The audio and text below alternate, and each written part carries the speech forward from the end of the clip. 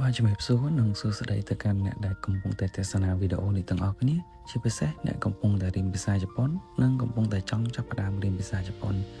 និងអ្នកទាំងអស់គ្នាថ្ងៃនេះមកបែបបញ្យលអញ្ចឹងមុននឹងអ្នកទាំងអស់គ្នា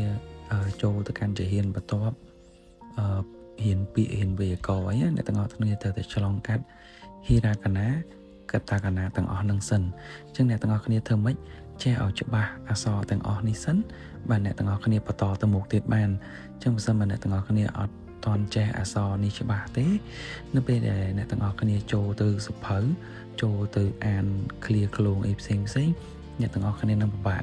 ដោយសារផ្លេចពាក្យធ្វើរត់មកបើកមើលពាក្យនឹងពាក្យអីគេអញ្ចឹងអាចនឹងចំណាយរយៈពេលប្រហែលជា2សប្តាហ៍ទៅ1ខែឬក៏ទៅ2ខែវាពិតថាបរៀងពិបាកប៉ុន្តែបើអ្នកទាំងអស់គ្នារៀនរាល់ថ្ងៃខ្ញុំគិតថានឹងឆាប់ចាំអ្នកខ្លះអាចនឹងលឿនជាងនឹងផងក៏ថាបានអរគុណច្រើនអ្នកទាំងអស់គ្នាដែលបានទស្សនាវីដេអូនេះស៊ុយគីណែ